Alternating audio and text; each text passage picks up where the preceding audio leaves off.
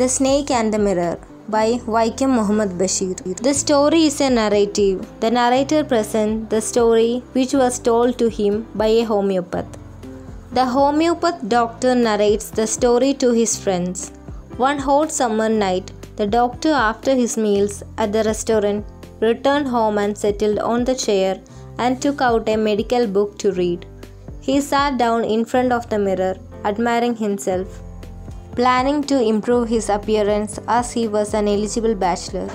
He thought that he would marry a rich doctor having a good practice and that he would choose a fat lady as his wife so that she would not be able to run and catch him. There was a sound of something falling behind him and he realized with a shock that it was a dangerous cobra. The doctor sat there like a stone statue, afraid to move as he witnessed death.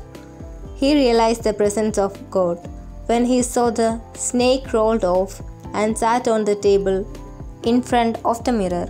The doctor got up silently and rushed out of the door. Next morning, when he returned, all his belongings had been robbed, leaving behind the dirty vest. Doctor's house. The doctor lived in a small rented room in a village. It had 2 windows and a tiled roof. The tiles were supported by gables which rested on the beam and there was no electricity in the room. The place was infested with rats. The homeopath.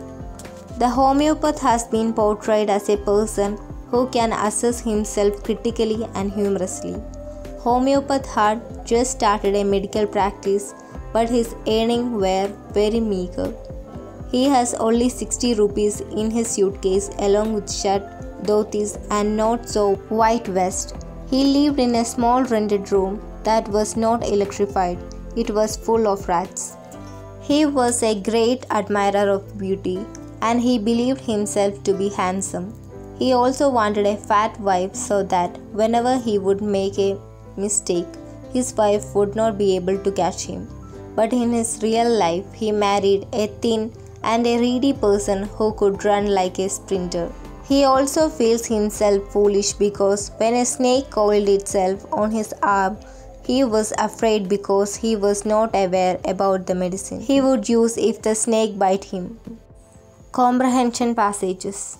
Chapter The Adventures in a Banyan Tree. Comprehension passage 1. Read the following extract from Adventures in a Banyan Tree and write the answers of the given questions.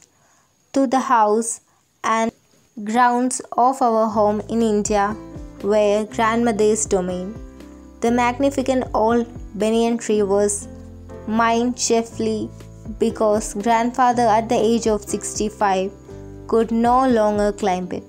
Grandmother used to tease him about this and would speak of a certain Countess of Desmond, an English woman who lived to the age of 117 and would have lived longer if she hadn't fallen while climbing an apple tree. The spreading branches of the banyan tree, which curved to the ground and took root again, formed a maze of arch, gave me endless pleasure.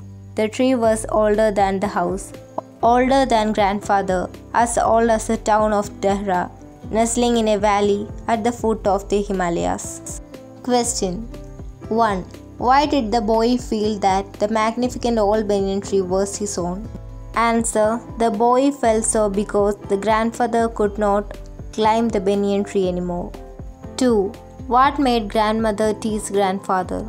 Answer. Grandmother used to tease grandfather as he could not climb the banyan tree at the age of 65. 3. Who is the English woman mentioned in the passage? What is her significance? Answer.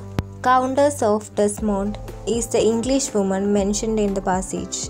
She could climb up the apple tree at the age of 117. 4. What gave the boy endless pleasure?